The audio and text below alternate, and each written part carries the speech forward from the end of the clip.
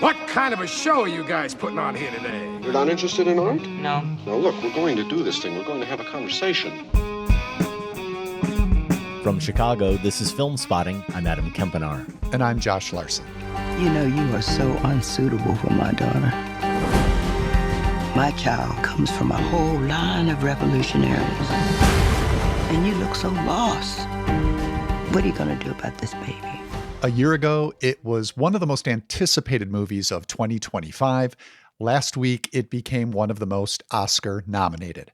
Paul Thomas Anderson's One Battle After Another. 13 nominations, including Best Picture, Best Director, Best Actor, and Best Sensei.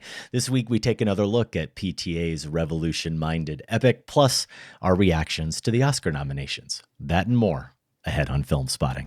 Say it. Say it, baby. Love you, Bob. Love you too. Welcome to Filmspotting. Last week, we recorded Josh a couple of days before the Oscar nominations were announced. By the time people hear this week's show, the nominations will be over a week old. That doesn't mean we don't have some thoughts. I don't know if we have any hot takes, but we have thoughts. Oh, come on. I've been stewing in my takes, Adam. Have you? Just waiting to share them. So yeah, okay. Can't wait to get to that. This week, we will have those not so timely Oscar nomination reactions. We will also play Massacre Theatre. A quick reminder, Filmspotting is now available as a video podcast. If you're a Spotify listener, you can toggle between video and audio. You can also watch the show on YouTube. For a link to video episodes, go to filmspotting.net/episodes. But first, it is time for another look at One Battle After Another. Gotta ditch you, Kimosabe. We're gonna hit it on foot. On foot? Yeah. Here we go. I'm gonna turn at this gas station, I'm gonna slow down, and you talk and roll. I'll take it from there. Unbuckle and get ready. Talk and roll. Yeah. Okay. You know what freedom is? What? No fear. Just like Tom Cruise. Since its release last September, Adam, One Battle After Another has only become more timely for reasons good and bad. Believe me, I want to talk about the bad, the ways Paul Thomas Anderson's contemporary American epic only further echoes the country's current spiraling democratic crisis. But let's start our Sacred Cow review, the soonest reconsideration of an assumed classic in show history, by the way, with a cheerier, more heartening aspect of the movie. In the wake of One Battle's 13 Oscar nominations, including Best Picture and both writing and directing nods for Anderson, Best Supporting Actress nominee Teyana Taylor hosted Saturday Night Live. In the movie, Taylor anchors the opening third as revolutionary Perfidia Beverly Hills. As part of Taylor's hosting stint, SNL aired a fake commercial for toys based on One Battle After Another, including an action figure for Battle Robe Bob Ferguson with light-up joint and little homing device. And don't forget about Perfidia Beverly Hills with Snap-on Pregnant Belly and Machine Gun. Take that, pig! But look out! Hot on their trail is the buff, weird Colonel Lockjaw with realistic arm veins and mobile paternity testing kit. Failure is not an option! You've got to watch this whole thing. We'll link to it in the show notes. Adam, in a week when I was personally spiraling over the government violence being inflicted on Minneapolis, I desperately needed this bit of dark humor. And watching One Battle After Another, again, for this discussion, I realized that one element that makes it so miraculous is that it's so damn funny.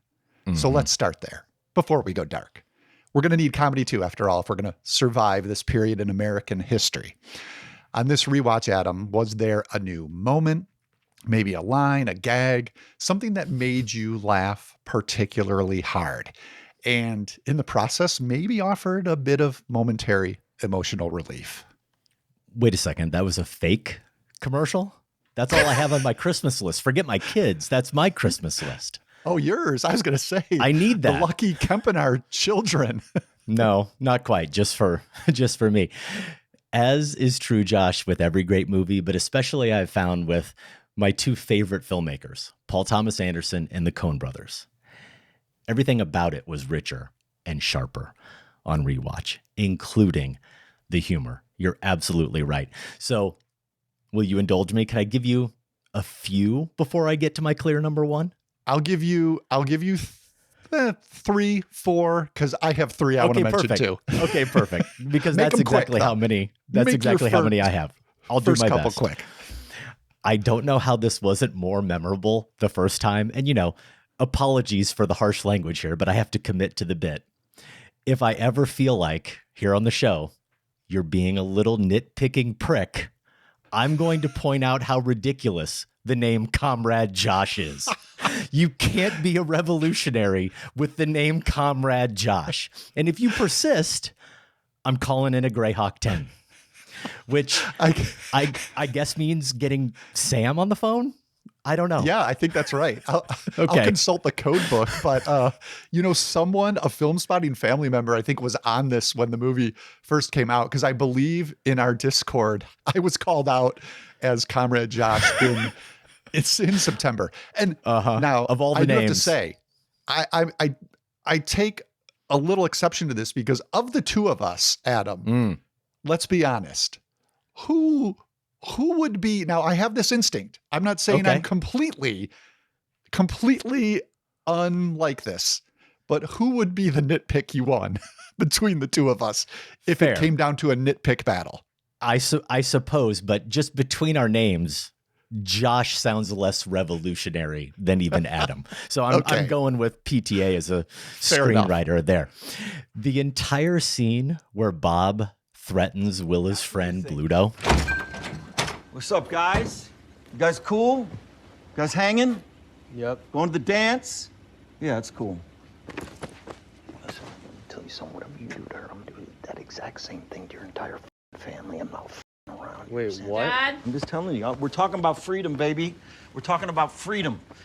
Freedom's a funny thing, isn't it? When you have it, you don't appreciate it, and when you miss it, it's gone.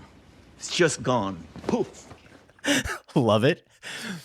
It's very likely that in the 20+ year history of this show, Jennifer Vendetti is the first casting director to have ever been mentioned by name. That was by me during our Marty Supreme review.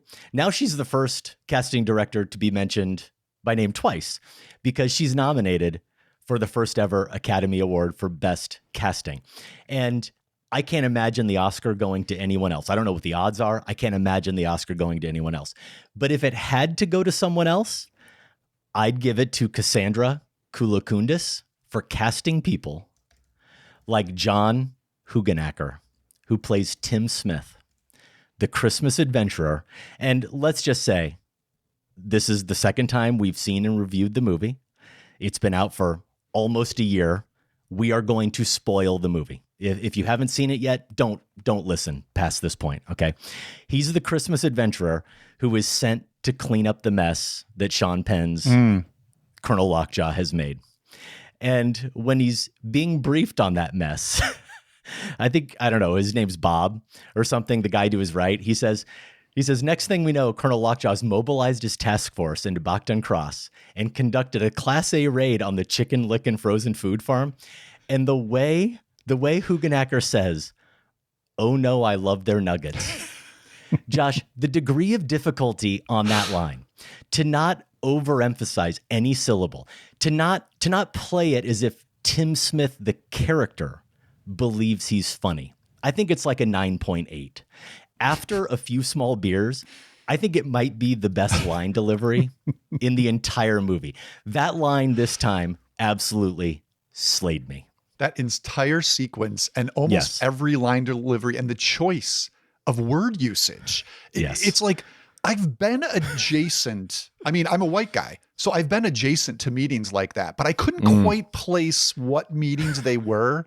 They're certainly not Christmas adventure meetings, but there is this sort of benign, bland business speak that they're adopting there that is strangely familiar, but I don't entirely know the language. And every line hits in a funny way because of that. We almost both look like we're dressed for a Christmas adventurers meeting as we're recording this. Actually, I know. Cozy. So here it is, though. Truly the most amusing for me this time. And I liked it the first time too. And its inclusion in the SNL commercial, I think, is one indicator of how memorable it really is. When Sensei closes the trap door, oh gosh, and the rug falls into place over the top of it. It's not only ingenious on PTA's part to come up with it, but it's the perfect kicker to that incredible Latino Harriet Tubman sequence. The final touch just reinforces the extent to which he has so calmly accounted for everything. Everything. And the rug even somehow falls laconically, like Sensei moves and speaks. There's a rhythm to it. There's just an order amidst all the chaos that Sensei and the rug provide. And in terms of humor, it's the kind of gag actually that feels more appropriate in the jail escape sequence in a film by another Anderson. I was just thinking that for sure. Wes's Grand Budapest Hotel. That's how silly it is. I adore it. And to say I adore this movie would be an understatement. It's incredible. It is. And yeah, I thought that too about Wes Anderson and almost one of his stop motion. You could see that bit being in one of his stop motion it, elements. Josh. I was. Exactly. Yes. Yeah. All right. So here's my three. And you stole my thunder on my actual pick a little bit, but I'm going to talk about it anyway. First off, I still got such a kick out of it. I love Willa's line to Lockjaw about the tight shirt. Yes, and it's great. Loved hearing that again. The other one, though, that hit me, I think because I saw it coming or knew it was coming. And so it was less shocking and funnier. I like to talk about editing as a crucial tool in comedy filmmaking. How about the smash cut to a pregnant Perfidia, huge belly exposed? The SNL video included this too, firing that machine gun at a shooting range, her action figure strap on pregnant belly. I just burst out laughing at that because, again, the first time I was like, what is happening right now? And this time we get a cut from her walking away from the hotel meeting with Lockjaw. And she's walking, I think, in the parking lot. We're hearing Soldier Boy. We get a cut to Bob sitting in a camping chair. And then we cut hard to her with the gun. And it's just the precision of that movement towards the insanity that struck me as so funny this time. But my pick is Bluto. I got to give some more time to Bluto here. The kid playing Bluto, Willa's high school friend, is Carlos McFarland. And you highlighted DiCaprio, which, yes, he's great in that scene. This kid is a gem. His deadpan non-reactions to everything Bob is throwing at him. And I think the way he describes it to Willa when they get in the car, your dad is aggro, high strung. Bro. Yeah. Aggro. Aggro. That's like, it. This kid is not ruffled. Like it's no, just not at all. It rolls off him. And when he gets in the car, that's all he says about it. Yeah. But this is also picked up. Bluto, Carlos McFarland, gets another great scene after they've invaded the dance, the high school dance. Lockjaws, whatever they are, goons. Here Bluto's being interrogated by the military guy. Yes. And I forget what leads to the exchange, but the military guy, real gruff, says, "Do I look like your Danvers, parent?" I think his name is. He says to Bluto, "Do I look like your parent?" Kind of. It's just like, right. It's like beautifully delivered. I mean, talk about a casting coup. From what I can tell on IMDb, McFarland, I don't know if he's non-professional, but at least it's his first credit. So just perfect as Bluto, who I couldn't get enough of on this rewatch. But I'm with you overall, Adam. Like, richer film, no surprise. Richer film. No. And I think, we talked about, I think we focused mainly on the political significance and the timeliness in our first review. And I do want to spend more time on that. But I did wonder in the back of my head, am I overpraising it for that quality? And is this one that might seem, maybe that it's greatest quality? And perhaps it is. But I don't think it comes at the expense of all the other things we've come to expect from a Paul Thomas Anderson film, which is bravura, filmmaking, technique, the editing, the music, all these things, the cinematography, and just the sense of a sustained, maybe in light of our discussion of Boogie Nights in particular, which was our bonus episode for Filmspotting Family members. recently, the sustained rhythm and pacing and sequencing of specific sections of this film. And maybe we can talk about, in this context, the entire Latino Harriet Tubman sequence that you were talking about with your comedy pick, because I timed it this time, Adam, out of curiosity. And it's interesting that you mark the pulling the rug over the trapdoor as the end point, because I agree. Essentially, that's it, because Sergio's out of the scene at that point, right? Right. It's 6 minutes from the shot of Sergio at his desk in the storefront until he pulls the rug over the trapdoor. And you think of everything that happens in those 6 minutes. It's 19 minutes from that shot of Sergio at his desk to Bob being tased, which feels rhythmically all of the same piece. Sure. But as far as Sergio is concerned, it's less. Yes. So anyways, Yes. those were just interesting time markers. Here's what I want to say about that entire sequence, however you count it. A masterwork of balancing two narratives and our interest in each narrative equally at the same time, because we have Bob attempting to power up his phone, and the emotional hook to that is because he's trying to get connected to find out where Willa is, right? And then we have Sergio setting his Underground Railroad into action. And that is, we've come to learn, going to save the lives of how many people. So we're equally invested in each of these narratives. And Anderson keeps us that way primarily by using not long single takes, but sustained takes where the camera will drift from Bob to Sergio within a space, and always remind us that while this is happening, don't forget that this is happening as well. And the blocking comes in here, right? Where suddenly Sergio will comment on something Bob is trying to do, and then he'll step away. And just, how he has managed to sustain it. It would be impressive if it was like a 2-minute sequence, but for it to be at the very least 6 minutes is just an astonishing feat of filmmaking. That's a mini drama within this, almost 3-hour major drama. Yeah, you said it. The investment on our part as viewers, the stakes are so high in both cases. Obviously, we're more invested as viewers, at least initially, in Bob's story, because that's the story we're following. And we know that if he doesn't figure this out, if he doesn't get the location of the rendezvous point, he may not ever find his daughter. That is what he is trying to figure out here. That's everything. But also, we understand the scale of what Sensei is doing here. All of those people that we see coming through that location that he has been providing sanctuary to, and we also want them to get to safety. And so we are, as viewers, juggling both of those. As you said, Paul Thomas Anderson, as a filmmaker, is juggling both of those narratives, if you will. And the way the rhythm, to go back to that word, the way he manages to go at the pace of Sensei is, I think, what's so remarkable. Yes. Because the camera moves at that exact pace. As harried as Bob is, and he is freaking out the entire time, we feel comfortable because we're moving the way Sensei is moving. I think that's the secret to it. And I think the restrained use of editing and cuts is part of that too, right? Because Sensei would not, he would not do any MTV style cutting, right? He would be he's more of a single take guy.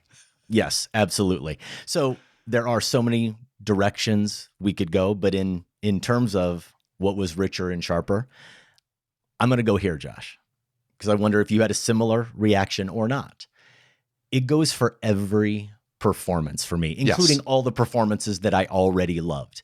And I know we're going to discuss Teyana Taylor and Perfidia Beverly Hills. I should say the character, certainly some more. I think it's fair to say that by design, there's a thinness to that character. Teyana Taylor suffuses her with significant depth that I noticed even more this time. But Josh, it did for me also include Sean Penn's performance. Oh, okay. Like Daniel Day-Lewis in There Will Be Blood, seeing it a second time helped me get a little bit more on the same wavelength with that character. And his acting style isn't the same as everyone else's in the movie. And maybe we should note here, yeah, there's a cartoonish element to Lockjaw, and his name is Lockjaw. And as I said the first time we reviewed it, there's a very clear to me strange Lovian connection between Lockjaw and Jack T. Ripper. So we can see his character in this more satirical realm. Maybe we could and should forgive, I suppose, the eccentricities of the performance then. But I didn't need to work very hard this time to forgive those eccentricities. The nervous little boy and the very insecure little man wearing the too tight shirt, they were fully on display. And what I mean there is the actual person was on display to me this time. And Penn does just as much expressing with subtle shifts of his face and does just as much in the quiet moments with that character as he does in any larger bursts. Take the scene near the end, that great scene near the end with him and Chase Infinity, who is, of course, also remarkable in this film. When the DNA test results come up, you see him go from, with just really a tilt of his head, you see him go from pure rage to a switch being flipped where Charlene is now just something to be disposed of. It's almost now a mechanical sort of look on his face. He's gone into kind of machine mode. And it's not surprising to say that Sean Penn is a pretty good actor, and you see his full talents. I actually do think I see it much more now on display in that Lockjaw performance. I didn't fully appreciate it the first time around. All right, let's talk about Lockjaw, and my comments are less about the performance, which I think I felt about the same on this time, and did wonder if we needed quite as much of Lockjaw. I think I'm still there, but I think everything you said about the performance itself is apt. I'm fascinated, Adam, that you used the phrase little boy, because here's where my mind went watching this character and, this military grade force he brings rolling into a peaceful town for his own purposes. I couldn't separate it from this cartoonish little boy, Gregory Bavino, I couldn't who either. We've been watching, and it first came on the scene, I think, in LA last summer, came to Chicago, and now has been in Minneapolis, though there are reports he's being demoted or something like that. I mean, great. That's, we need a lot more than that. But anyway, I'm watching Lockjaw, and he's almost a 1-for-1 for this guy leading these federal goons attacking our cities. And it's the false bravado that Penn captures. It's the moral hypocrisy. It's kind of shocking that it's this 1-to-1, because the movie was well in the can before Bavino came on the scene, right? And I think what that speaks to is that Penn's performance and the envisioning of this character is capturing a type. And by a type, I don't want to diminish the type's humanity. And maybe I should say it's a mental state. And it triggered, thinking this way and watching the movie, triggered for me a memory from childhood that was very revealing about what we're going through, Adam. So bear with me if I can tell you a little story about Josh growing up in Crestwood, southwest suburbs of Chicago. But grew up in a neighborhood full of boys. We'd run around in a pack. We'd play Star Wars. We'd play Indiana Jones. This has come up on the show, right? I think, you can recall doing something similar with your beloved movies. More applicable here. G.I. Joe. I don't know if G.I. Joe was part of your childhood, but Absolutely. This was 100%. Cartoon television series, right? Action figures. Obviously, you can guess from the name, all military. So all military themed. Loved it.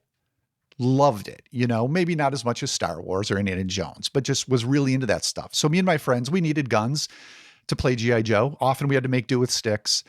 At some point, I don't know how this happened, knowing my parents, I must have pestered them enough. They got me a BB gun. Okay. Dream for a kid who loved G.I. Joe. Yes. And I think I was the only kid in the neighborhood who had it. So it made me extra cool. Okay. Paper targets come with the gun. Sure. That's great for a while. Wasn't too long. We turned to squirrels. We turned to birds. That got boring. We dare each other to shoot at the windows of the nursing home behind my house where I grew up. That led to a broken window, complaints from the nursing home, and lies to our parents that we were involved at all. I was the only kid in the neighborhood with a BB gun, but it couldn't have been me, right? Just blatant lies about what you did. So these memories are coming back, and this is all sounding so familiar to what we're watching. Now, obviously, this is a very small scale to what is happening, but it's similar in terms of mentality. You know, it's overarmed, silly goons wreaking lethal havoc and then running away when things get serious. The thing that enraged me the most about this latest video is as soon as they kill someone, just run like scared little boys, right? These are boys with BB guns looking for squirrels and birds to shoot. And the federal government has given them free rein to indulge their G.I. Joe fantasies. It is no wonder people are dying. I understand the mentality. You just would hope that some sort of maturity would occur at a certain point. But that's not what we're seeing. And I do think the portrayal of Lockjaw in One Battle is related to all of this. You look at him as you described him, Adam, he's indulging his own fantasies. This is part of the relationship with Perfidia, right? The hypocrisy involved there. I mean, his moral hypocrisy, far grander scale in his commitment to his supposed mission. You know, he's acting like he has this pure mission, and the hypocrisy behind that is just maddening. So yeah, Lockjaw is just this emotionally, morally immature boy who's been given an enormous gun. And that's why the other term you used, cartoonish, I think is apt. I think it's also revealing that the SNL skit boasts, quote, realistic arm veins. Did you catch that? Yes. That bit? I mean, it's all part of this. So Lockjaw is no more cartoonish than Bavino or any of these other terrorizing goons. And it's part of the topicality of One Battle After Another. But I think it's also, as you were saying, part of what is crucial to Penn's very good performance. Yeah. So what's interesting to me is that what we're seeing and what you're describing is the people who are getting the pain inflicted upon them. That's the point. They're the targets, and the pain is the point. And everything you're saying is accurate and applicable, except what I do find very fascinating about the Lockjaw character is I don't think he cares at all, really, about what he's doing. Especially here, what we see really in the second half of the film is it's all a pretense to his own. This is where, to me, Josh, it's really the most applicable to our current situation, is it's all just about his own self-fulfillment. It's all just self-aggrandizing. It's just a means to an end. And the end is getting the position that he desires and the recognition that he desires and the feeling what he knows to be true, which is that he's a superior being. That's what it's ultimately all about. So there was relevance the first time we saw this movie, of course, when it opens on an immigration detention center, right? And we still feel that very much now as we see people in cages and we watch these people walking by them in those cages without batting an eyelash, as if that's somehow normal. That's just the normal order of things. But what struck me, Josh, this time is a line I didn't remember from the first viewing, is when he finds out that they're in Backton Cross. What does he say? He says, "Make me a reason to deploy in that town." Okay? So we all know that what's happening in Minneapolis is completely illegitimate. And look, there are reasons it's part why of the hypocrisy. Exactly. I mean, we actually do need immigration control and immigration policy. Sure. It's not like that's all folly, right? But what's happening in Minneapolis, we all know is illegitimate. We all know it's completely personally and politically motivated, right? And that's exactly what Lockjaw is doing. Give me a reason, give me any pretense to deploy in that town. And that's what he gets. And so then that that dovetails with the other part here with the Christmas adventures that I thought was so interesting. Is you want to talk about the line that actually is maybe truly the funniest line in the film? What really should be the biggest howler in the movie is, I think it is during that first meeting with Lockjaw when they're recruiting him. And it's Tony Goldwyn. And he says completely with a straight face, he says that being part of this club, he says, it doesn't mean that you are the best, the most intelligent, the most sophisticated, or the wisest. It just means you're superior.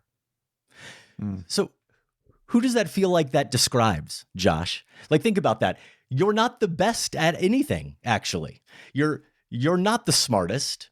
You're not the most sophisticated. There's nothing about you or anything you do that makes you superior to anyone or gives you any advantage over anyone else. Yet you know in your heart that you're better than everyone else, that you are superior to everyone else. And everything that you do is justified because it's an extension of that belief. And you believe it fully and emphatically. Sounds like to me, everybody in authority who's making decisions right now. And let's also be clear, right? What is the driving factor behind the Christmas adventurers? What is driving that feeling of superiority? It is skin color. And that also applies to what we're talking about with what we're seeing in our country. And there is a connection here to another funny moment that is something I didn't catch the first time I saw this movie. Did you notice when Lockjaw gets rewarded with an award for taking down the French 75? Did you catch, Josh, what the name of the award is? No. This time I caught it. I said, wait a second. And I rewound it just to make sure. And sure enough, he's awarded the Bedford Forrest Medal of Honor. Bedford Forrest, as in Nathan Bedford Forrest, the first Grand Wizard of the Ku Klux Klan. Aha. Not an accident. Not an accident. Okay. Yeah, and your comment, the superior conversation it's so funny. Tony Goldwyn is just pitch perfect there. But also the point about superior is that all he wants to know is that someone is beneath him. To your point, it doesn't matter that he's the best. The important thing is that there's someone under him. And so this relates to the subjugation idea. And it's less about your excellence than someone else's being dominated. Oppression. Yeah. Someone else's oppression. Yep. Let me jump just quickly back to, because you touched on it, and I want to add to what you said about how good Teyana Taylor is here. And I had forgotten, I really do think the first third of this movie, I don't know. I understand the criticisms of the character, and think that some of them are spot on and well worth considering. I don't know that I would say she's thinly conceived or easily brushed aside, though. Watching it a second time, I feel like the first third of the movie, which is maybe 20, 25 minutes, is almost Perfidia's story. And Bob is essentially a side character. The first shot we get is, I think, a medium shot of Perfidia walking down the street. Yes. And I think, to your point, in the performance, Taylor finds ways to bring shades that perhaps aren't there in the writing. Yes. The screen time is there. Maybe it's not in all the writing, but she has this line that I think is spoken in voiceover at one point after Willa has been born. Am I weird for being jealous of my baby? And there's just, the introspection she gives to that is a different shade to the character than what we've seen before, who is this, dominant, proud, in control woman. And I noticed as well, there's a look she gives. It's along this the same moment or in this same sort of time frame. Bob's holding the baby and Perfidia's looking at her, and just Taylor's face just blank, and sometimes not showing any emotion is very effective acting. Absolutely. At the same time, there's a little, as soon as like a little bit of recognition of how momentous this is starts to come into her eyes, she turns away. So yeah, just reaffirming, what you said about Taylor's performance being so good. I also thought, I appreciated Regina Hall's performance as Deandra, one of the other revolutionaries. Not a ton of scenes, but always there is the movie's conscience, I think. Worried about Perfidia early on and where she might take this. There's a shot of her later of Willa shooting a machine gun, and we see Regina Hall's face with the same expression of concern. Yes. And Anderson frames Willa the same way he framed Perfidia, pregnant, shooting the gun. Absolutely. So it's a parallel sequence, and Regina Hall, again, there is the movie's conscience now expressing that concern for where is this going to take Willa. So a very small, but I think crucial role and performance there from Regina Hall. I agree. I did want to dig into Perfidia a little bit more because back when we reviewed it originally, this is kind of where we left off, or I intended to dig into this a little bit more. But if you recall, I woke up that morning that we were going to review it and saw, oh, there's discourse about this that I didn't necessarily anticipate. Maybe that was naive of me. I just hadn't really thought about it, but it makes sense, of course. And I realized, oh, this is going to be a bigger thing. And we'd already talked about it for like 40 minutes. So maybe we should go ahead and wait. And now we have this opportunity to talk about it a little bit more. But there were things I wanted to say then. And there are things, I feel like we might as well go ahead and say now, especially now after we have both talked about the layers to Taylor's performance. They're definitely there. I do think in that opening that what we see with Perfidia is that she is clearly a catalyst for the action, but she's not the main character of this film, or even the secondary or tertiary character. She is the driver of the action. Her part of the story is almost a prologue, and I think for better or worse, PTA does move briskly through that section. When I said early on there's a thinness to that section, what I mean is if you go back and look at it, Josh, she does go from, I didn't count the exact amount of time, but she goes from having a baby to wanting to leave that baby to, I think, leaving that baby in maybe 2 or 3 minutes. That's not a mistake. It's the way that section moves, because we have to get to the actual story proper. That thinness does leave some of her psychology left to be filled in, or leaves it on the table. And we wouldn't allow that thinness or that lack of psychology with Bob or Willa as the main characters of this film. But I think we understand it as it's a character who disappears after the first 20 minutes of the film. But you talked about that part where she says being jealous of her baby. I think it's really important. That look you mentioned is really important. The fact that she says, she actually says at one point, I'm not okay. And I think we see in her someone who, it feels to me, is struggling from some postpartum depression as well. This isn't just a character who one day wakes up and decides, I'm actually jealous of my child because my man seems to love my baby daughter more than me. There are some very complex emotions that she is experiencing. But more than that, based on what we know about the rest of the movie and the action that's going to unfold and what Lockjaw is going to be motivated by, don't we have to also understand that part of these complex feelings may be motivated by her understanding that perhaps the baby isn't Pat's as well? Absolutely. So I think that's also a very crucial factor. Again, a very complicating factor. I'm not saying every criticism of how the characters... Yeah, go ahead. I was just going to add, which you do have to retrofit. I don't think this is a fault. Yes. But you have to retrofit that onto what you saw in the first third after you've learned That's it, right? It's a complicated process to go through to get to the recognition that there may be a level of richness there that wasn't apparent until you have that further information. Exactly. Okay. The biggest complaint seems to be the hypersexualized nature of the character. And look, when you're introduced to her, the first 4 or 5 scenes that you meet her, they're all sexually charged. There's no denying that. She's wielding her sexuality. And I do think, Josh, that's a crucial distinction, though. she's wielding it. She sees, and she describes this in a scene too. She sees her sexuality as power. And the thing is, it is power because it's the thing that she's using with Lockjaw that's actually allowing her the freedom. It's affording her the freedom to carry out her revolution. And with that in mind, you also have to watch those scenes and realize that there's never a time when she's wielding that sexuality where she's not completely in control.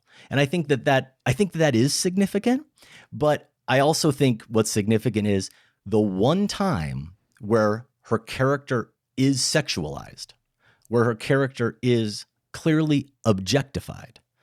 It's one scene. And if you want to talk male gaze, the male gaze isn't Paul Thomas Anderson's male gaze, right? And this was something apparent the first time I saw the film. The male gaze is Lockjaw's. It's Lockjaw's male gaze through the binoculars, right? As he's watching her. It's not the cameras, it's Lockjaw's. And that distinction matters. I agree. I do think it's a tricky moment. This struck me the first time, and I still feel this way. It's always tricky when you're doing that, and there are obviously those levels at play, but how much time are you giving to Lockjaw's gaze, I think is crucial. It's not that much. It's not that much, but it's more than we need to understand what he's doing. And I just wonder if that's maybe like, that's what's being called into question for some viewers too, is like, okay, we get what he's looking at and the camera returns to it. And again, I agree with you overall, the strategy employed. It's just when you're doing that, when you're saying, this isn't the movie showing us this is the movie showing us this character's attempt to see this, then how you dole out that character's point of view is a very tricky business. And I wonder if for some viewers, this is like, we got more of Lockjaw's view than maybe we needed. Okay. I mean, that would be a fair complaint, obviously, if you felt like the filmmaker truly was returning to that as their crutch or their way around it. But in this case, it truly is one scene, and I didn't have a stopwatch out, but it is relatively short. And all the other scenes I'm talking about where we see her, again, she's always in complete control, and that camera to me is never otherwise objectifying her. So I think all that other screen time does matter. And you know what's interesting? You said this. I noticed this time, it is a brief moment. I mean, maybe 2 seconds, but it's there. And I think it matters. And I think the cut after it has to matter too. Otherwise, why is it in the order that it's in, Josh? These choices matter that filmmakers make. The fact that we get that moment where we see her walking home or walking somewhere in the morning light after that even though she's the one, it seems in control, what had to still be ultimately a completely degrading night where she's doing what she's doing because she has to do it. She has to do it in order to keep the revolution going. That night with Lockjaw in the motel, the fact that we get that moment where we see her, it seems very contemplative, walking home. And then what is the next shot? The next shot is, as you said, it's her shooting the machine gun. Yeah. And you might say in between, and then it's making them a triangle, right? It feels exactly, and it feels like when the editing choices add up, I remember feeling in that moment, not just intellectually, but feeling like that machine gun fire is an expression of her anger and disgust. Yeah. Right? Yep. It's not just a moment where this is a scene showing Perfidia enjoying shooting a machine gun. No. Yeah. She's letting out something raw, right? So this is here again. This is where we are getting psychology. This is where we are getting inside her head that maybe some critics aren't completely giving PTA some of that credit for. I think those choices matter too. But here's what I want to say. The last thing I'll say about the character. Real quick, let me ask you a question about that scene. And I think you're right. My first experience of her pregnant shooting the gun was very similar to what you're talking about. And then this time, again, because I knew it was coming, the absurdness of it just made me laugh so hard. But the motel room scene. So your understanding is that she has agreed to meet him in a way to hold off some sort of. Well, that's what he says to her, and That's she what really. he's. And I think she understands that if she doesn't play the game with him, that he will root them turn out her in somehow. Yeah. Or well, yeah, okay. he knows where she is. Obviously, that's what he's shown. He can catch them anytime, and he's said to her, he's made it clear that he'll let them continue to do whatever she wants to do and whatever they want to do, as long as she does what he wants her to. Right? He'll let her do whatever she wants to do, as long as she does whatever she wants to do in the motel room with him, sexually with him. So I see it as a quid pro quo in that way. Yeah, that makes sense. That makes sense. Yeah. So the overarching part of this, I guess, in terms of the part of the criticism and my response to it, or the feeling I had watching the film, especially the second time, it kind of goes back to what I was saying a little bit about Marty Supreme and that character and some of the reaction to it. I do feel like we're in this world still, Josh, where every movie character has to be approached through this Manichaean lens, where they're either good or bad. And so the director's point of view must be that they're good or bad. And all I think we can say for certain is that the movie One Battle After Another believes Perfidia Beverly Hills is, and I'm going to quote Rochelle from the Sisters of the Brave Beavers later in the film, she is a problem that keeps on giving. Mm-hmm. She did leave her daughter without a mom, and she left her husband without a co-parent, and she did rat out her revolutionary friends. These things are facts. It's okay for her to be a problem for the other characters in the movie, and for that, in my mind, to not reflect a problematic depiction of Black women by Paul Thomas Anderson. If it was the only kind of depiction of any person of color in the movie, that might be different.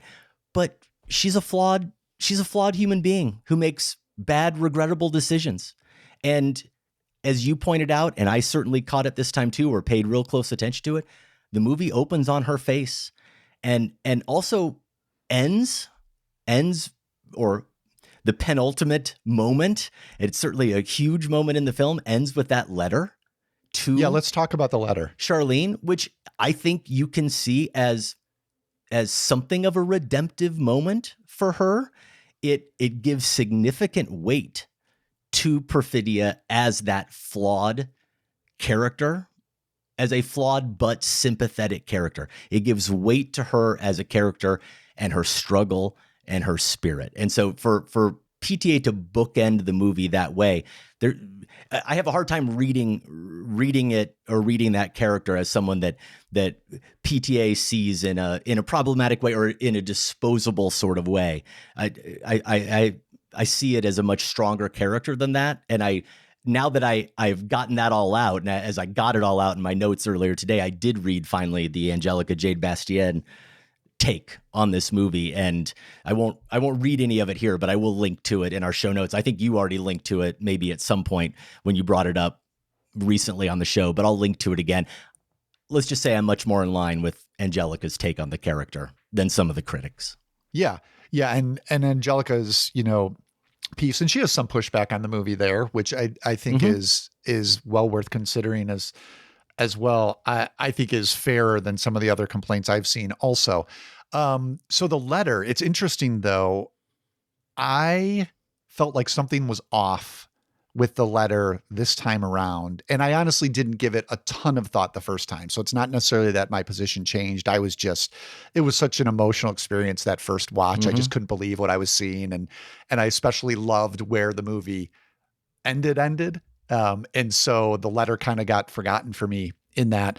And this time I had a little more space to think about it. And I don't know what it is, Adam. I don't know. I think the intent is exactly as you say, to bookend, to expand the character, to show some growth, even if it's off screen, and potentially hint at redemption. But based on the Perfidia we've come to know, it felt like it wasn't that character couldn't have gotten to that point, but there was something jarring about suddenly having her be to that point. And that's the next time we see her. It even occurred to me, did Bob fake this letter. And I know that's not really what was intended, but it popped in my head in a way to try to offer his daughter closure of a sort on this particular emotionally wrenching part of her life. That doesn't really, I don't think I'm arguing for that reading, because he would not include the line something about how I hope to see you again someday, because then that's just prolonging the pain, right? He's not that eloquent either. I guess what I'm trying to, yeah, exactly. I guess what I'm trying to express is, maybe for me, it wasn't an entirely successful attempt by Paul Thomas Anderson to do what you're saying for me, just because it felt a little bit off. What I do love about the letter, and maybe this is primarily why it's there, and I think it works wonderfully for this, is the one line in it where she says something about give your dad a kiss for me. Mm-hmm. Because that made space for the father and daughter's long embrace. And we've seen them embrace almost like immediate post-trauma when he finally finds her on the desert road. But that's like a we're alive embrace. And you almost wonder if maybe this is the first time they've been able to just give a like, we're alive and we're going to live together embrace. And I loved that touch. And the letter is the impetus for that happening. It's almost like maybe there was something still between them, but Perfidia's encouragement to make that physical move broke that down, and now they've been able to do that. And I just thought that was a beautiful touch for the ending. Well, I'll take it a step further. I don't think Perfidia had to say it in her letter. I don't think that even matters, though I think it's her letter that does encourage it. And this is also where I'm, for the first time, but not the last time, over the course of our future doing shows together, that I'm going to call you Comrade Josh. I think you're being nitpicky, because I think the letter's great as written. And the reason I like it is because I think it's redemptive, but without going too far to be redemptive. To me, it reads exactly how I might imagine a woman like Perfidia, with some distance and some maturity and some regret, to process what she's done and to process those regrets. It didn't seem any more certainly sentimental or any wiser than it needed to be. I thought it was where it exactly needed to be. And the reason why it works is because of the moment that follows. You're exactly right. What I love about it is whether she said it or not, and I almost wish she hadn't said it. It doesn't matter to me though, because what I love is the fact that then she goes and hugs and gives that embrace to Bob. Because I think without it needing to be an outright rejection of her mother in any way, it's still recognition on the part of Charlene. I think part of the movie, Josh, and here I want to get into the emotional resonance of the film, and it resonated with me the first time. But like everything else we've talked about, this part of it was so much stronger for me the second time. This part of it where she recognizes that I think she's still been clinging to this idealized version of her mother, and in some ways not moving forward as a daughter, and not moving forward as a person, but also not moving forward as a daughter, and maybe not that her father totally deserves it, as I'm going to argue, but also not necessarily moving or interacting with him the way maybe she should, because she's still clinging to this idea of this mom and this image of a mom that maybe she wants to be. And the dad, Bob, has even said he always thought that she would come back, that someday she might come back and be the mom she's supposed to be. And the letter provides the closure that now she can set that aside, and now she can go and she can show the love to Bob that he deserves and that she should show him. And it feels like that cathartic moment that she can say, you were the one that was here with me this entire time. And we're together. Yeah. We've always been together, and we're going to be together moving forward. And there isn't any kind of shadow hanging over us anymore. That's a really powerful thing in that moment that I think that letter provides, regardless of, honestly, in a way, anything it says, or any of the specific words that are written. It provides that closure. And I think that's what really moved me about that moment. And there's a double power to the ending for me, because there's that cathartic emotional element for the characters, and it carried over to me, and how this is on both viewings, and how we've been living and how we're going to have to live. I think your point about her vision of her mom, and no longer is this idealized revolutionary. She now has a more realistic, practical understanding of what quote unquote revolutionary, dissident, resistor, whatever degree you want to talk about, everyone's going to have to be something in this movie and in real life now. And that's why I love this ending as a parallel scene, another parallel scene. He does this a number of times in One Battle After Another, to one we've discussed when she gets picked up by her friends for the dance, right? This is another instance of the two of them at home together, and she suddenly is going to leave. This time, she's not going to a dance. She's going to a protest. The world has changed. They have to face that reality. We have to face that reality now in our lives. Notice Bob's emotional state, though, in both instances.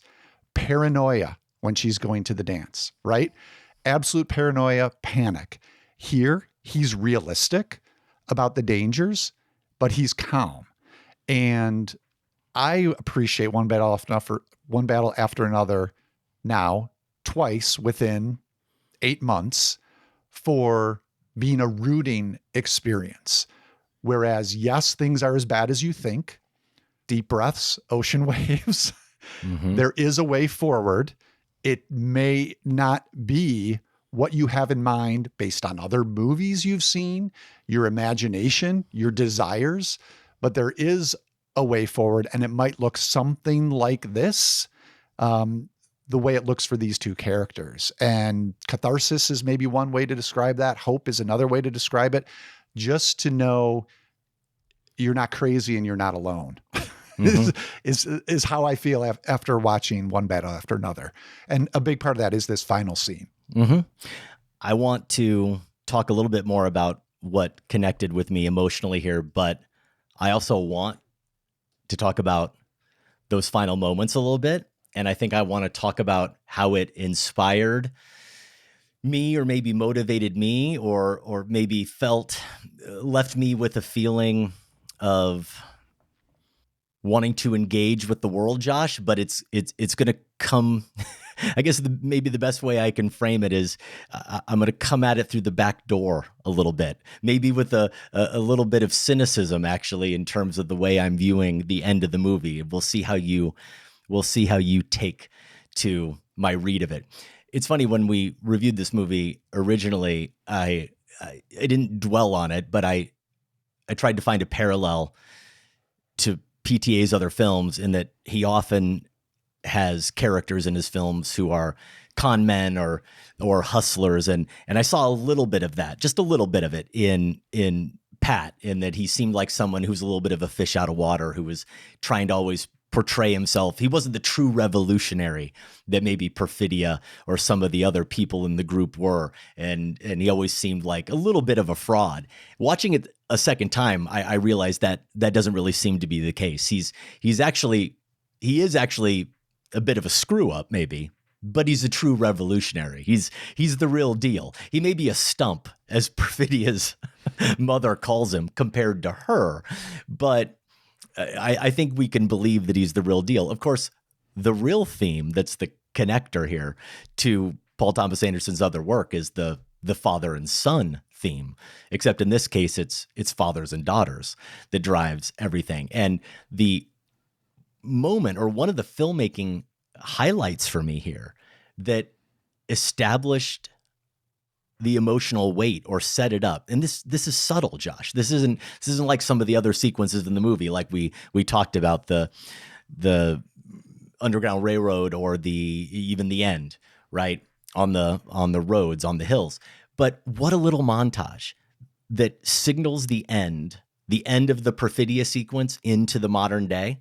The way that is marked with editing, we go from basically close-ups or medium close-ups, a shot of Perfidia as she goes into Mexico, to Lockjaw reading the letter that he's left for her. So here it is, Perfidia being the problem that keeps on giving. She leaves. That leaves a problem emotionally for Lockjaw, right? To Pat, the problem that she's left for him. To baby Willa, we see her face, the problem she's left for baby Willa. To then grown Willa. And the dirty work, the great use of Steely Dan's dirty work there in the dojo, right, with Sensei. That's how we transition. It's just those shots. It's just cuts on faces. And it's just the marking of Perfidia to the people that have been left in her wake, basically. It's really incredible. But something that I thought was interesting this time was when Bob is explaining to Sensei the pagers, right? He says the old tracking device, and he says it goes off when it's within 100 yards, if it works. He says, and it never works. Sometimes it does, but mostly it doesn't. That's his line.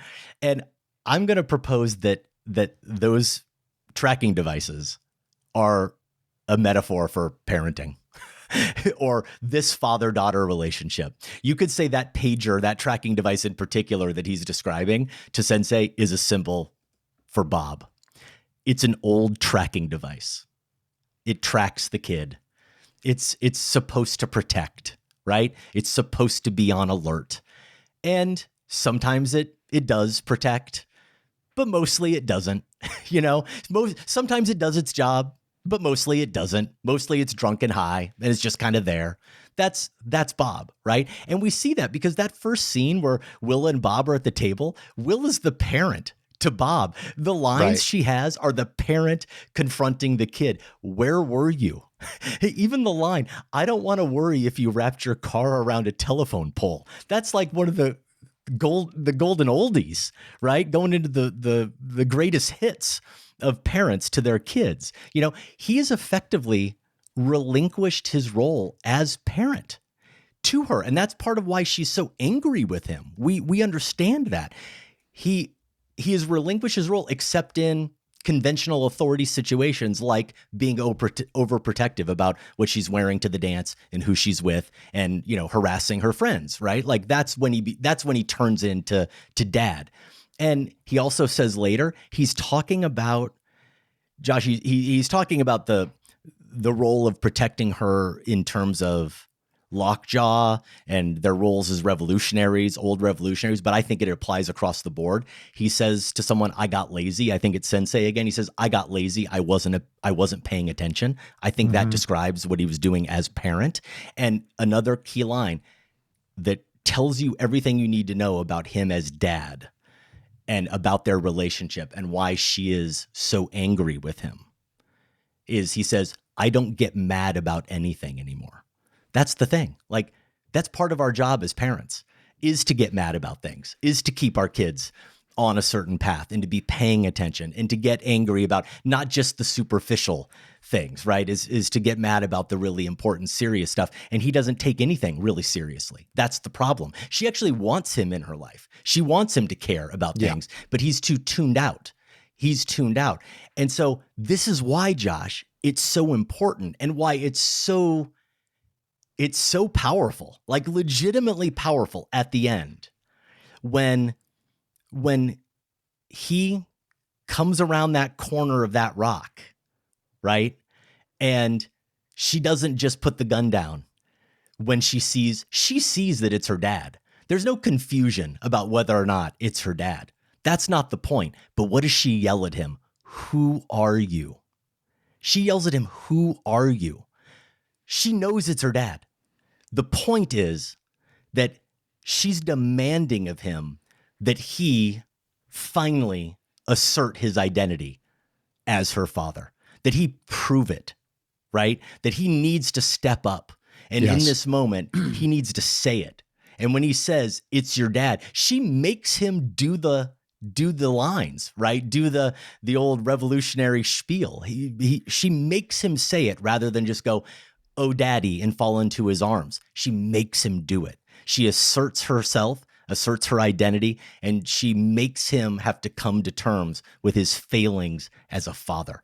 That's incredible. That's what's so incredible to me about the ending there, and that those moments before they do actually finally embrace on the road. There is a detail in that little sequence, that little moment that you were just describing on the road that I didn't notice until this time. And it involves the tracking devices. Actually, they're basically these sensor chimes. So they start to make this chiming sound when they're near each other. The Johnny Greenwood score, tried to pay more attention to it this time around because it's subtler than a lot of his other work for Paul Thomas Anderson. And one part that I did notice comes earlier. It's during that incredible car chase over the rolling hills where the score just goes into percussion mode, and you don't get anything else for a while. Very effective. But in this moment, when she's demanding, "Who are you?" And even before that a little bit, I think, as they're approaching each other, the score picks up the note of those chimes and incorporates a variation on it into the actual composition. I mean, it's just he's holding it, gorgeous. Yeah, it's not just amplify. I don't think I'm wrong here. I don't think it's amplifying the chimes of the sensors. No, I think it's actually taking those. I don't notes. think she has hers on her at that point. Yeah, you might be right. So I think it's taking those notes and embedding them into a larger, though still subtle piece. Yeah, that is audibly bringing them together. Right. So everything about that, I just love. Now, at the end, in the letter, Perfidia says, "We failed. Maybe you will not." And consistent with Bob's now, you articulated this, consistent with Bob's now acceptance of their relationship, his new understanding of his role of father and better acceptance of that role, their dynamic as father-daughter and acceptance of her activism, rather than trying to overprotect her, rather than trying to keep her from engaging with the world. I suggested when we talked about this the first time, Josh, that it was very hopeful and very promising, and that I read the ending as if it was saying that maybe it's time for this generation that failed, to get out of the way, to clear the path, and to be accepting and to be encouraging, but to get out of the way and let this new generation go. But since then I've been wrestling with something, and this was before revisiting it. What I can't shake is, how do you justify, and this is now where it overlaps with back to our real world situation. How do you justify Bob's apathy? Because allowing, or even if you say encouraging, his daughter's participation in changing the world, that's all fine and good. But isn't he in his early 40s? Isn't that what we hear? Has he fought all of his battles? Were those battles enough? Does he not need to fight any more battles? How old is Sensei? Seems about the same age to me. He's sure fighting a lot of battles. How old is Deandra? She's fighting a lot of battles. How old is Howard Somerville? He's sure committed to the cause before he got taken to the detention center, right? What about Tally, the Greyhawk 10 or whatever, who gets on the phone? He's still doing it. Even loser comrade Josh with his rebellion text. At least he's in the game, Josh. At the end of the movie, Bob's still just laying on the couch, still getting high, still drinking wine, just laying on the couch, taking a selfie. How are we supposed to feel about that? I didn't read it that way at all. I well, read it is what it is. It's not a read. It is what it is. He's laying on the couch when things are going on that need to be fixed in the world. Okay. How do you feel about that? I admit he's laying on the couch.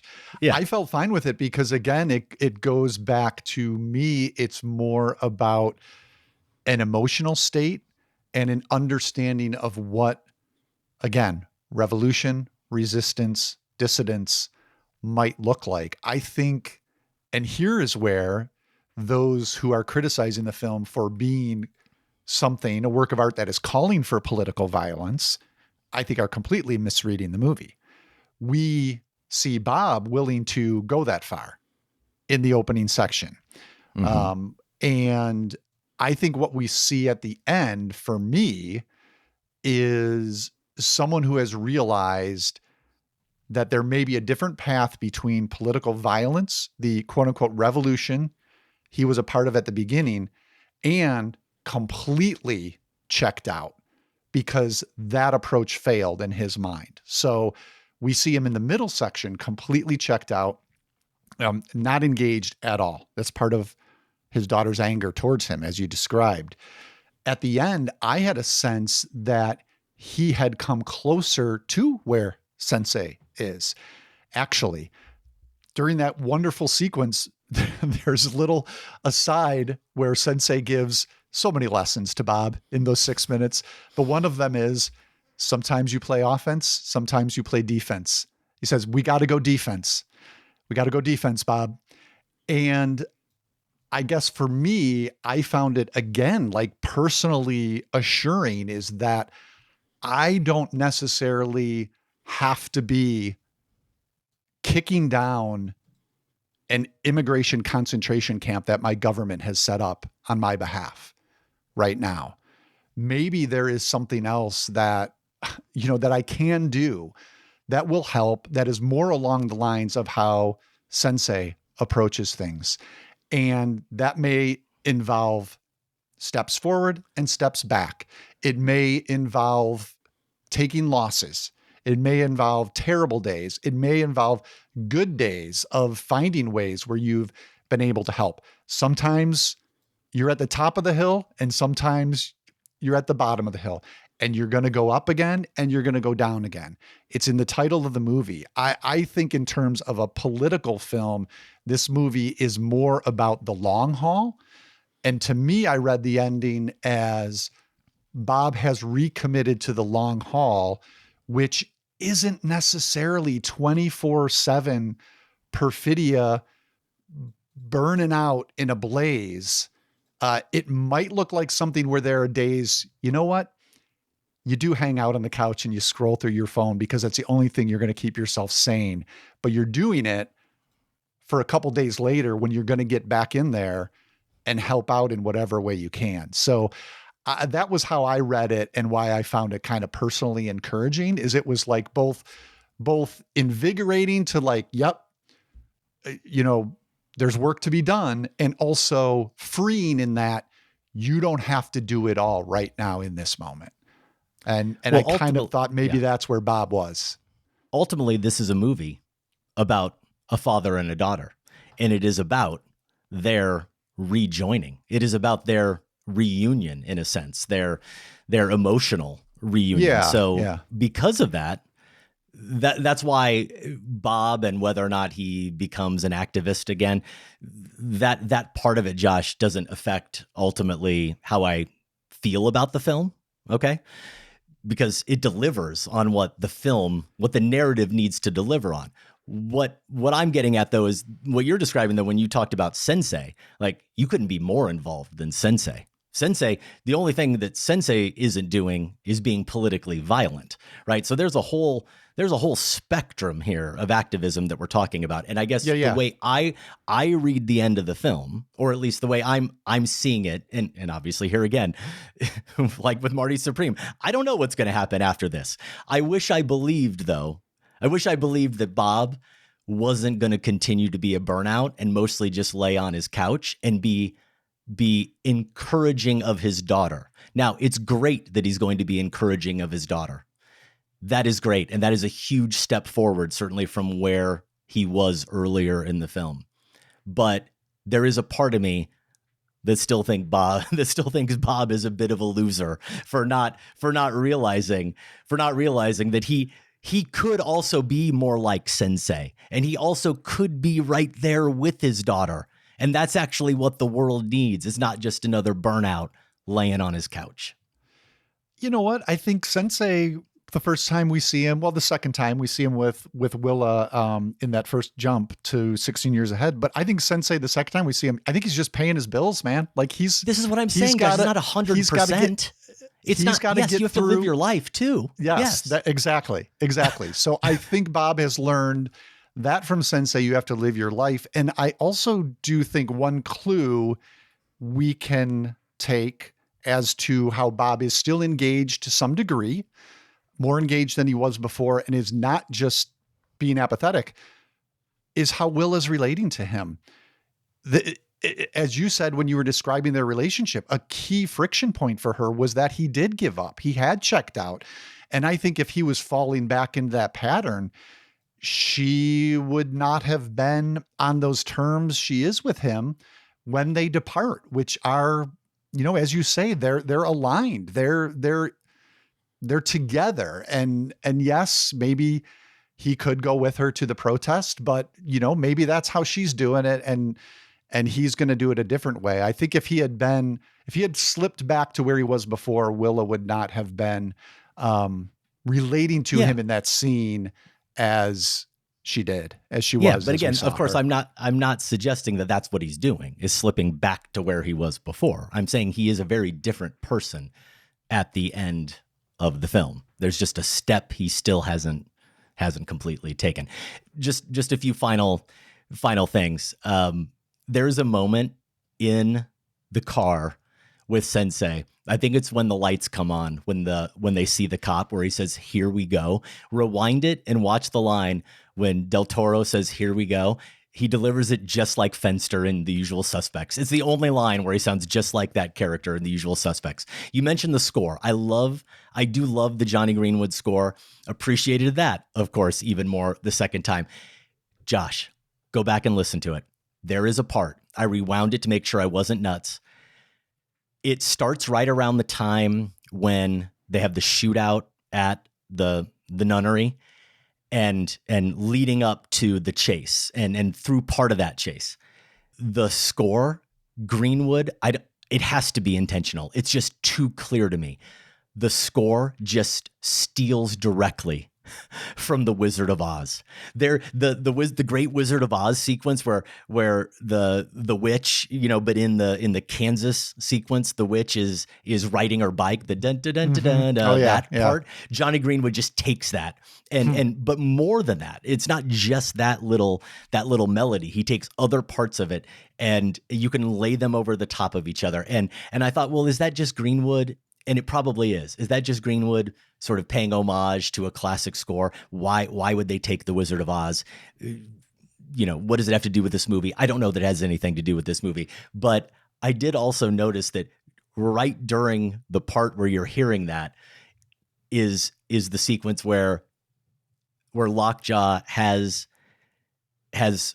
Willa in the car and he tells her that her mother was the best witch he ever met. Oh yeah. Yeah. That line did jump out. And so I almost wonder if maybe something in the script about a witch triggered that whole roller coaster sequence. Of course, a lot has been made of it and we've talked about how good it is, but I was just trying to pay attention to why is it so good? Like what's so effective about it?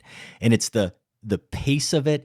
And it seems to be, Josh, just the way the camera is at a level where I don't know, it's not so much at the road level, but it's at like dash level or something, right? So it feels like we're just going up, right? Like just over the top of it and undulating with it. It almost lulls you, again, the rhythm of it. It almost lulls you into a sense of complacency that undermines the intensity of the sequence.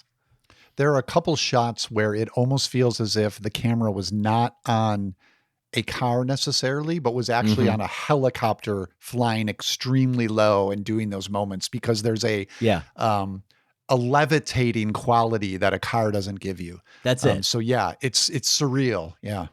Yeah, it really is. And then I meant to go back and really check this to see if this is what he was doing. But in the sequence when he's watching Battle of Algiers and then they come and invade the house and he escapes, I do love that technique. And you see this in other movies too, where time is elided, where they go from he hasn't gotten off the couch yet, right? But then they cut to the door being blown.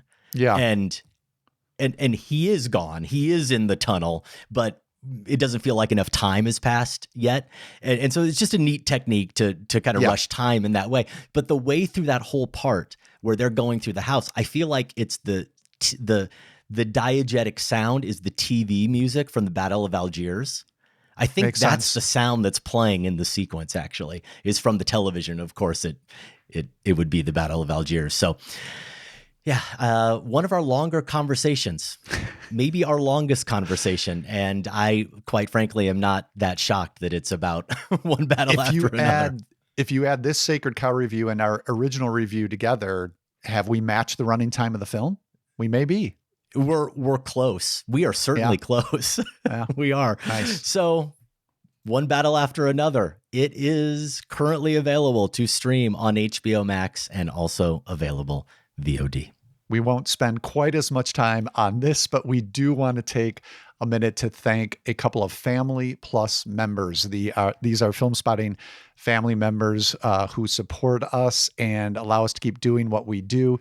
So thanks to Clayton Shank in Los Angeles and Tib Winterfield in Shropshire, England. Want to make sure I got that right, Tib. Tib is in Shropshire, England. We want to thank them both for their support. You can follow them both on Letterboxd. Clayton is at RRL Songlian. Now, that's actually familiar because Clayton is a regular and very kind commenter on my Letterboxd reviews. Tib, I just followed today. Had not been following Tib previously. You can follow Tib at Tib Winterfield. All right. They both shared some thoughts about the show with us. Clayton writes, I landed on Filmspotting in the Maddie era with episode number 269 after aching for thoughtful discussion on Neil Blomkamp's District 9.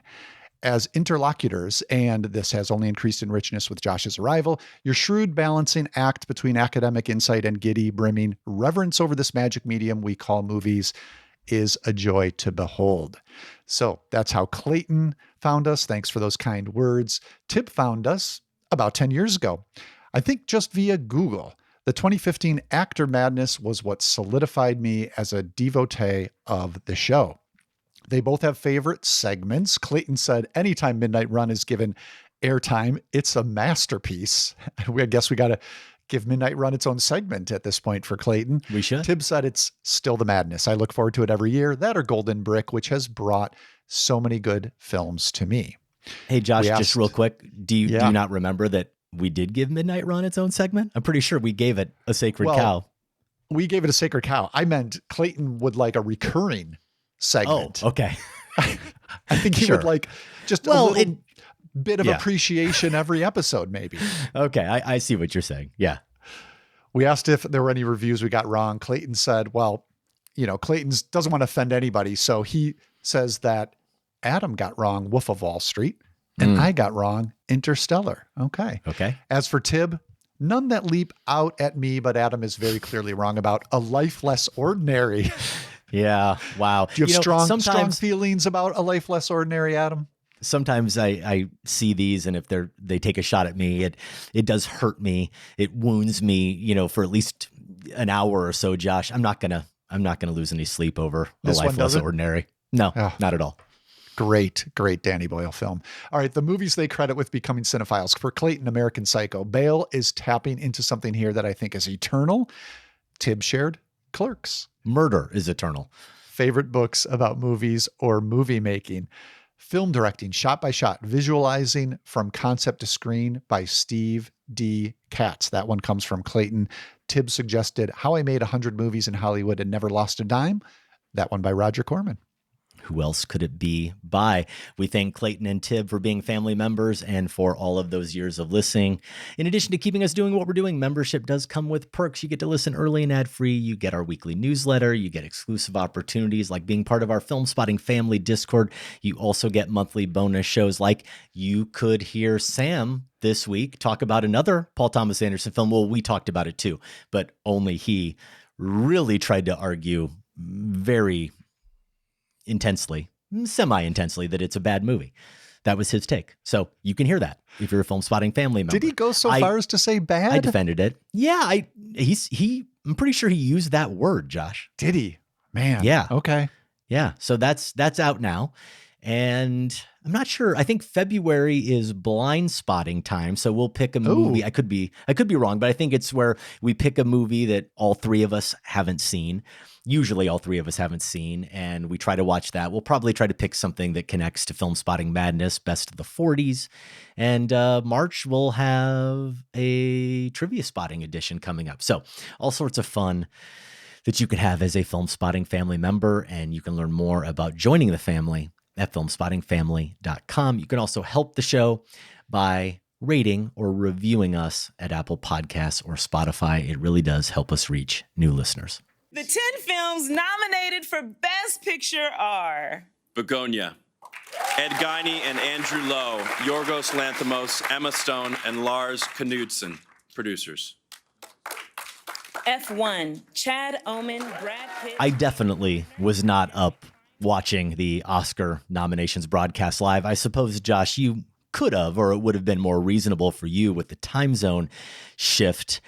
What were you thinking when you heard the Best Picture nominees announced? Any swift thoughts on Begonia and I suppose F1 being Best Picture nominees? I don't think you've even seen F1 yet, have you? Oh, Adam, are we going to have the F1 conversation? Because sure. No, I didn't watch the nominations.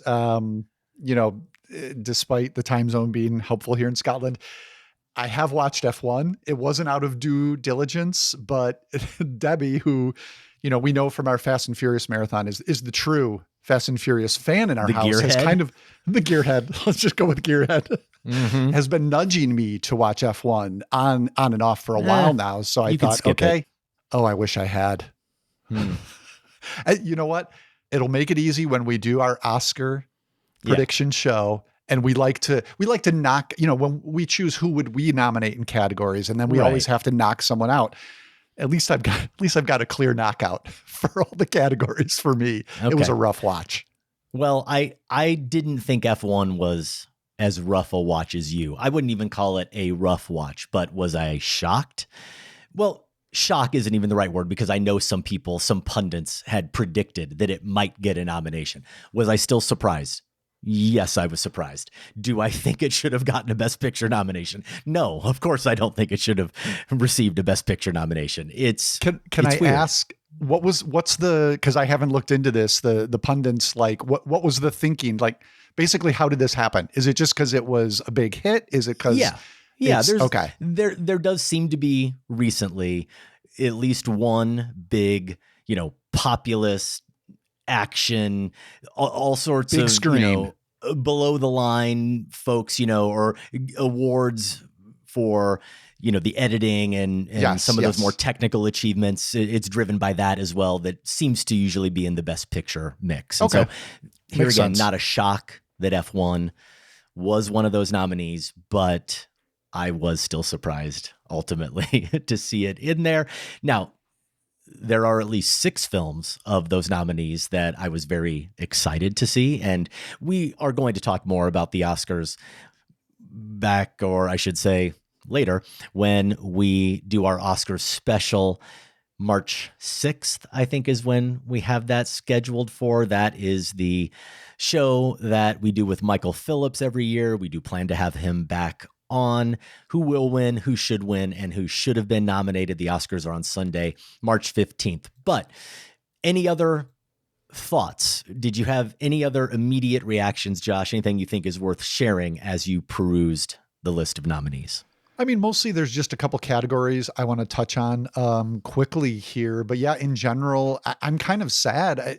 Overall encouraged by the nominations, and sad I won't be able to watch it live. I know it's not always a priority for you, Adam, but this will be the first time in years with being here in Scotland. So I'm going to have to catch up with all the news afterwards. And the other thing that, is a little bit, maybe more of a complaint, even though I was, mildly positive on the film, but clearly the Academy not as worn out by the ongoing Yorgos Lanthimos, Emma Stone collaboration as I think a lot of critics Yeah. at least, or moviegoers are that I know and speak to, just given the nominations for her and Begonia. Again, I like the film, but guys, there's other movies out there. There's other filmmakers.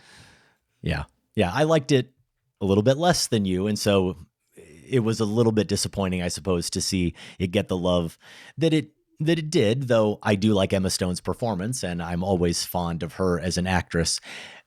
I hate it when our producer, Sam, puts out our newsletter and sometimes he just says all the things I was probably going to say anyway. I don't have any hot take reactions. Like, I thought for the most part, the Academy did pretty well with these nominations. And he did single out one in particular. You know, he mentioned Kate Hudson for Song Sung Blue. You know, I've seen the movie.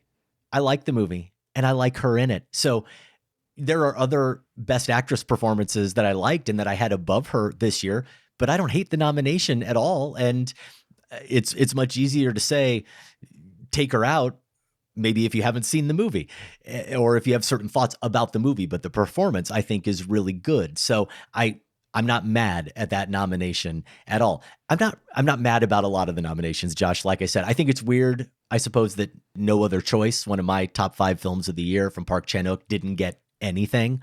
I'm a little bit surprised, I suppose, and here I'm just all in the international feature category, a little surprised that my number 1 film of the year, It Was Just an Accident, didn't get a Best Picture nomination because it actually was getting predicted in that category by a lot of the experts. It did get 2 nominations for Best International Feature and for Best Original Screenplay. Some think it might win that category, the Best International Feature, even though Sentimental Value is nominated and The Secret Agent is nominated, but they're in the Best Picture category. So in theory, that shouldn't make any sense, but that is exactly why it might make sense. That's why It Was Just an Accident might get the award in that category, because those got their award by getting the Best Picture nomination. Depends how you look at it. So we'll see. Overall, Sentimental Value was one of my favorite films of the year. So for it to get, I think, 8 nominations for that film? Maybe I need to fact check that, but it was one of the top nominees. Definitely. And then certainly to see One Battle After Another to get 13, and Sinners was my number 7 film of the year, but for that movie to be the one that set the record with 16 is a great story and deserving. Yeah.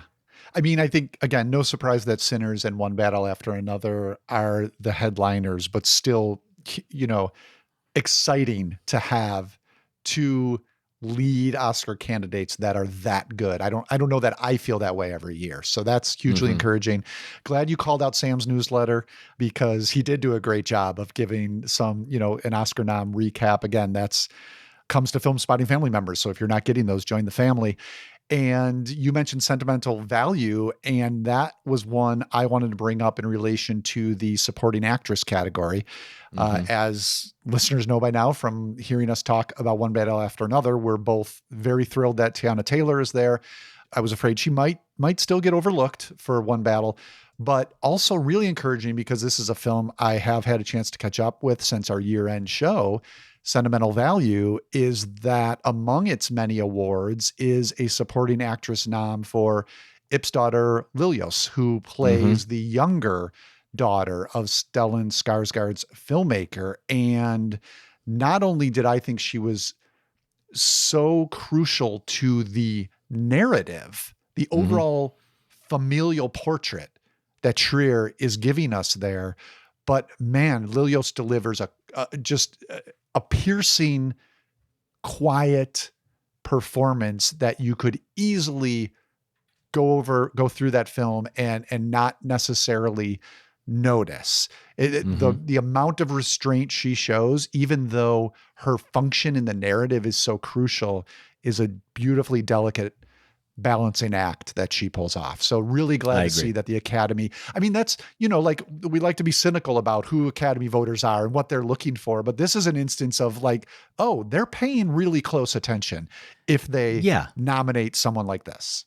This is the problem, is that the show that we do later, when we talk about who should win, and especially when we talk about who should have been nominated, it was a lot more fun when they used to make worse choices. but they're It's true. making You're better right. You're choices right. now. Like the Academy, the membership, I don't know, they're getting savvier and they're getting better at it. And I suppose that's a good thing, Josh, but it's bad for content. So you're telling me F1 didn't get a Best Supporting Actress nomination? No, though, Carrie Condon's in it and she's pretty good. She's okay. Okay. You thought it was a rough watch, though, so I suppose you didn't think that. I wouldn't have nominated her for it either, though 9 Academy Award nominations is what Google's AI overview is telling me anyway for sentimental value. So trust that at your peril. That means it's probably -8. I don't know. Again, you can look for that Oscar special coming up on March 6th. One more note I want to make about the nominations, Adam, just because this is a film for Chicago area listeners that's opening at the Music Box this weekend, and it is Arco in the animated feature film category, a French feature, definitely worth a look. I did catch up with this in the year-end rush, and essentially it's a story that involves 2 far-off futures, I'll say. They collide. Basically, a boy runs away from home and into the past via time travel. He ends up in this ecologically fraught society. Now, both of these time frames are ahead of ours, okay? One of the animators here also worked on 1973's Fantastic Planet. So if you have seen that film, you will have a good sense of what the design is here in Arco, but there is also a touch of Miyazaki in its balance of cynicism and hopefulness when it comes to the environment. So yeah, if Arco is playing in your town or near you, as it is in Chicago at the Music Box this weekend, I would encourage Oscar-interested or animation-interested folks to check it out. It was one we didn't get to in time, but I know some of our listeners, specifically, I think some members of our Filmspotting Advisory Board had recommended that, Josh, for the Filmspotting Golden Brick. Sounds like maybe it would have been a nominee for you had you seen it in time. Possibly. Okay. Next week on the show, we will pay tribute to Diane Keaton with our top 5 Diane Keaton scenes. And also on that show, we will share the results from our current film spotting poll, which asks you to choose one and only one Diane Keaton character. And Josh, this will be bad radio, but what am I doing right now? You're shaking your head. Yeah, it's not just SMH. Like the kids say, I'm actually shaking my head at our listeners for how this poll is currently coming out. Despite my protestations last week, I explained that I really thought going with Kay Adams from The Godfather is the best Diane Keaton character. Sam backs me. Sam and I we just feel really strongly about this, thought it was a mistake. Wow, Kay Adams is kind of running away with this. So I look forward to the feedback next week on the show, explaining why Kay is in fact the best Diane Keaton character. Okay, Comrade Adam.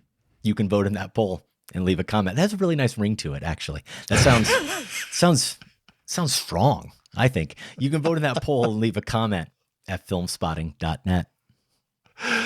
Speaking of still looking back on 2025 with the Oscars, that is what they're doing at the Next Picture Show. Our sister podcast right now out is their best of 2025 episodes. So you get to hear the top 10 lists of Keith, Tasha, and Scott.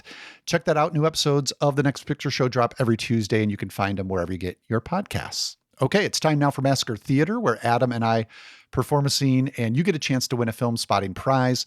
Last time, we massacred this. In 2017's First Reformed, written and directed by Paul Schrader. That massacre was part of our 2025 Wrap Party show. When we shared our scenes of the year, we also announced the winner of the 2025 Golden Brick Award. There is always a tie-in to Massacre Theatre, so why that scene from First Reformed? We had a few in mind, Adam. Yeah. I think this was a Sam and our listeners pick, hit right? on them. Yeah. Okay. Yeah. We had our reasons. Here's Cyrus Zamanian. As a fellow Ethan Hawke fan, I suspected the scene would include him based on the first hint, but as soon as the word Reverend was mentioned, I knew without a doubt this was First Reformed, one of the first movies I can recall blowing my mind in its specific way. This is a favorite movie of mine and a favorite performance. I'll leave the identification of tenuous connections to fellow listeners. Unfortunately, we do have fellow listeners to make those tenuous or not so tenuous connections, like Tim in Denver. Tim says, you massacred First Reformed. Connection is to Josh's scene from Wake Up Dead Man. I can't say for sure, but I really don't think I'd have gotten it without Josh's hint. Not only about a favorite actor of Adam's, but also about how he started the final scene sounding like how we usually think of this actor. I rewound, and I have to say that, yeah, Adam kind of channeled his boy Ethan pretty well there. Well done. Okay, I got one line or a couple words, and I will take it, because otherwise I heard from some listeners who called it appropriately uninspired. Here's Ed Savoy in Philadelphia. While a tangential connection may be that Amanda Seyfried, and yes, we were thinking of that, a co-star in First Reformed, made it onto one of your honorable mentions for Music Moment of the Year for The Testament of Ann Lee, a more direct connection is probably the justified warm mentions of Wake Up Dead Man, a Knives Out mystery featuring a priest, which happens to be Hawk's stock and trade in First Reform, and Hawk has been in a previous movie in the franchise, a quick cameo in Glass Onion. How about that? May God forgive me if I have not gleaned the correct connection. Thank you, Ed. Josh, we actually had the most entries for Massacre Theatre we have received in quite a while. So it warms your heart, I doesn't think it was the Reverend, it was the Ethan Hawke giveaway. It was all the hints, I'm sure. Or maybe it was the fact that it was a recent movie of recent vintage 2017. I don't know. All of the above. But you can reach into the brimming film spotting hat and pick out this week's winner. Well, first of all, thank you everyone for entering. You've saved Massacre Theatre for another month. Massacre Theatre doing what it's doing. Believe me. Our winner, Tim Bauer. Yeah, Tim Bauer is from Parts Unknown. Though I'm going to throw out, I did a little searching, and there was a Tim Bauer who entered Massacre Theatre like way back in 2006, and he was from Rancho Cucamonga. So he's been, if it's the same Tim Bauer, he's been listening for a long time. And also, I just really love saying Rancho Cucamonga, California. So I mean, if you live in Rancho Cucamonga, you're signing off with that every chance you get. That's a good point. Well, congratulations, Tim, wherever you're from. Email feedback@filmspotting.net. We will set you up with your very own Filmspotting tote, t-shirt, or trial membership to the Filmspotting family. The sound goes through the cable to the box. A man records it on a big record in wax. But you have to talk into the mic first. In the bush. Josh, I don't know that we can pull this off. Of course we can't. That's why he picked it. All right, let's go. Let's just start. Oh my God. Oh my God. Okay, this sucks. Everything about this sucks. I guess I should have chimed in. It's perfect. Okay, fine. So this is truly the end of Massacre Theatre, right? This is the end. This is the massacre that's going to end it. I will say, if we were declaring that it was over, this would be a great way to go out. This is going to end. Like, think about how strained international relations currently are between the U.S. and France. Oh, already? Wow. I didn't even consider that and factor, now what I'm right. going to do to it? Yes. This is a disaster. Hey, at least you do know French. You know French, right? You could speak French? I certainly did not take any French in high school, well, as will be evidenced by this performance. This is what happens. So this is what happens when Sam and Josh decide on the Massacre Theatre scene in the Slack, and I don't respond. Mm-hmm. I mean, I think it's brilliant. I think I'm just warning you. Like absolute fools. There's no way we can pull this off. No. And Sam has chosen a scene that requires, from a filmmaker known for the precision of their dialogue. That's a hint. The delivery, the precision of the delivery. And this scene even has us precisely talking over each other. Okay. Why don't you just use the word quirky while you're at it? Which we have not rehearsed at all. Of course. No, of course we haven't rehearsed. That would defeat the entire purpose. And right now we're just trying to like kill time before we have to actually do this. I have never actually been more nervous about a massacre. I don't know how we're going to get through the scene. Okay, give me the action. We got to just do it then. I don't know if we're physically capable. Let's go. Okay. And action. I want to say it as simple as I can, to try to shape it into words. The feelings in my heart. I love you. I don't love you. What? I don't love you. Already? Already what? Already? How do you know that? How can you be sure so quick? I'm sure. Ouch. That hurts me. The cruelty of it. The cold-bloodedness. You said what you wanted to say. I tried to stop it. I tried to stop you. That's it. I said part of what I wanted to say. I was in the middle of it. There's more. No. No what? Will you? No. Will you marry? No. Will you marry me? No. Deja to mettre ta camiso de force te ramene de informe. And scene. I don't think I said any of those words at the end. I've heard of people who can speak 4 languages. I've never seen someone speak 4 languages at once, Adam. I think Very that impressive. I think that was Klingon. That might have been Klingon at the end. Yeah. And you should have taken French instead. Here's the hardest part. Sam even spelled that out phonetically, and it made it harder. Such a good producer. I have no idea. I have no idea what occurred. We did the timing part even a little bit better than I thought. I mean, I thought we actually would just stop. I thought like the train would come to a halt. No, you never stop. We have never stopped in Massacre Theater. That is if we stop in Massacre Theater ever, then we do have to shut it down. Okay. If you know what film we just massacred. Email the movie's title, your name and location to feedback@filmspotting.net. The deadline is Monday, February 9th. We will select the winner randomly from all the correct entries. I'm guessing there won't be a ton, and we'll announce it in a couple of weeks. And what better point to end the show on than that, Josh? Agreed. If you want to connect with us on social media, you can find Adam and the show on Instagram, Facebook, Letterboxd, YouTube. He's at Filmspotting. You can find me at those places as Larson on Film. We are independently produced and listener supported. You can support the show by joining the Filmspotting family at filmspottingfamily.com. You can listen early and ad-free that way. You'll also get Sam's weekly newsletter, monthly bonus episodes, and access to the entire show archive. For show t-shirts and other merch, go to filmspotting.net/shop. As an aside, this is how clever producer Sam is. I told him via Slack how long we spent talking about one battle after another, that I thought it was around like 80 minutes. Yeah. He guessed 52. I laughed at him, and then I told him it was 80, and he said, well, you didn't go 90, which would have been an obscenity. This is merely unhinged. He's not wrong. In the archive, we do have one battle round 1. That's episode 1034. We also have lots more Paul Thomas Anderson, Licorice Pizza 853, Phantom Thread 664, Inherent Vice 517, The Master 514. There Will Be Blood. Wow. Episode 193 and a 10th anniversary review on 658. Magnolia, that was episode 752. We talked about that film as part of our 9 from 99 series. And yes, we did talk about Boogie Nights just recently as part of our January bonus content for Filmspotting family members. Our Filmspotting family members do have access to the Filmspotting archive and all of those episodes at their fingertips whenever they want it.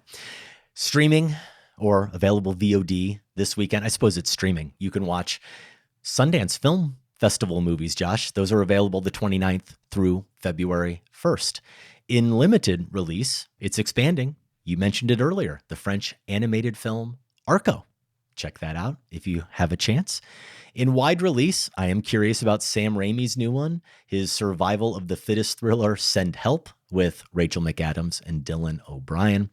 And a reminder, next week on the show, we're going to talk about our favorite Diane Keaton scenes. Filmspotting is produced by Golden Joe Dussault and Sam Van Hallgren. Without Sam and Golden Joe, this show wouldn't go. Our production assistant is Sophie Kempenaar. And special thanks to everyone at WBEZ Chicago. More information is available at WBEZ.org. For Filmspotting, I'm Josh Larson. And I'm Adam Kempenaar. Thanks for listening. This conversation can serve no purpose anymore. Goodbye.